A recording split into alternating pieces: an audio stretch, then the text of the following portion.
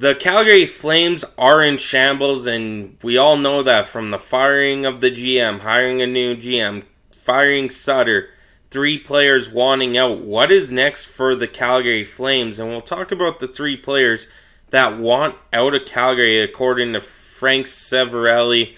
They don't want to resign. They want nothing to do with Calgary. Is that Daryl Sutter's fault? We'll get to that in a minute. But if you're new to the channel and like anything NHL related, news, trades, rumors, whatever there is, we have it covered here on the channel. Same with MLB. So if you're a baseball fan, 2-in-1 channel for you here. Now let's get into this. Everything in Calgary this offseason has gone downhill. It technically started last offseason when Gaudreau wanted out, went and signed somewhere else. Matthew Tkachuk didn't want to be there. Rumors had it was because he wanted to be the captain, and Calgary wasn't going to do that yet. And now they went and signed Nazem Kadri to a contract I wouldn't have signed him for, but that's why I'm not a GM. And they went and got Huberdeau, which Huberdeau and Mackenzie Weegar at the time were a good pickup for a guy like Matthew Tkachuk. Huberdeau coming off of a 100-plus point season. Same with Tkachuk. Mackenzie Weegar was doing really good that season as well in Florida. Got to Calgary. Huberdeau had the biggest point drop-off in NHL history that's recorded. And Mackenzie Weegar just couldn't find what he needed to do when it came to the Calgary Flames. Now, we move throughout the season. 3 guys had pretty decent seasons, but now don't want to re-sign in Calgary. So that's forcing Calgary to maybe trade these 3 guys before they lose them in free agency like they did with Johnny Gaudreau. So let's start with the obvious one. His name's been out there for a while, and that's defenseman Noah Hanifin. Only 26 years old. He has an upside to him. He can play top 4D on any team in the NHL right now. And he can put up the points and score. In 81 games this season for Calgary, let's stop there for a minute. Calgary had the most 1-goal losses in NHL history this year. They just needed to win a couple more games, they would have been in the playoffs. But Noah Hanifin had a really good year, so we'll get back to Noah Hanifin. 38 points in 81 games, 7 goals, 31 assists. He was a +2. In his career, he has 49 goals, 190 assists for 239 points, and in just 2 games shy of 600 games played.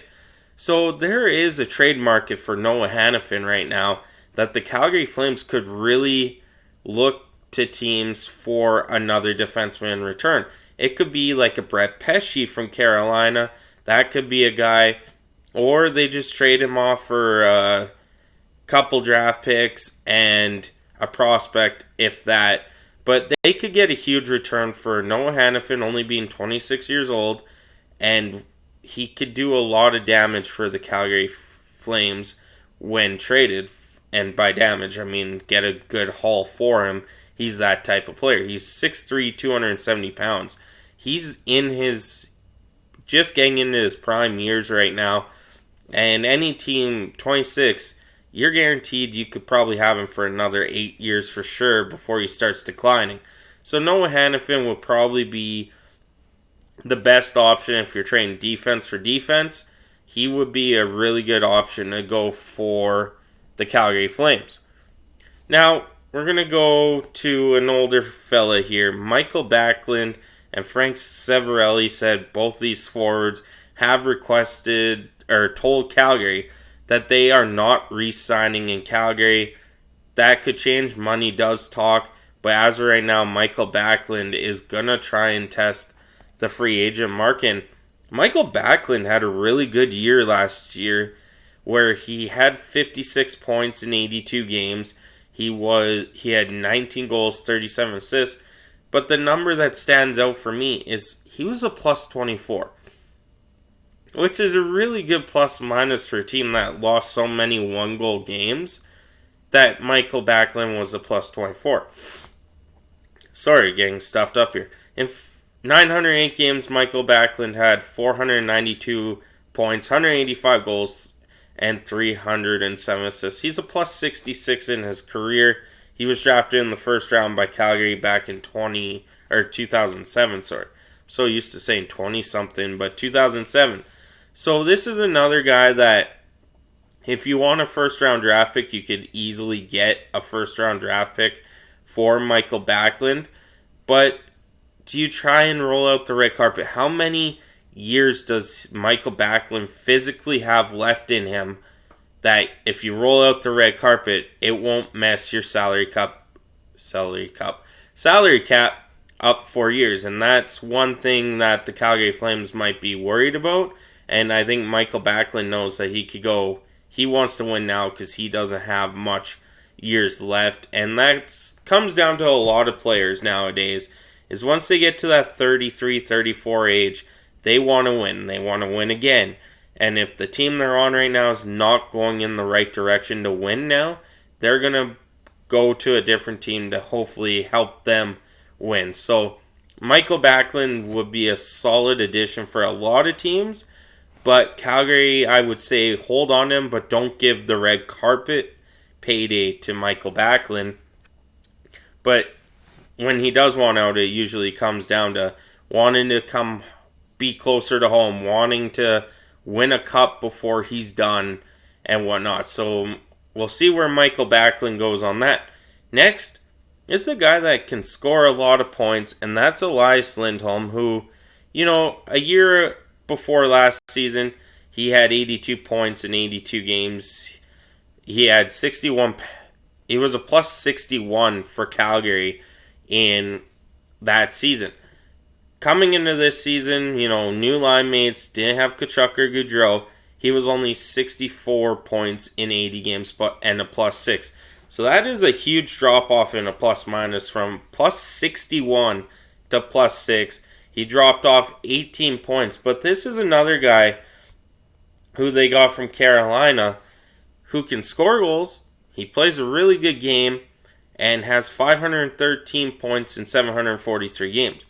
He is only 28 years old.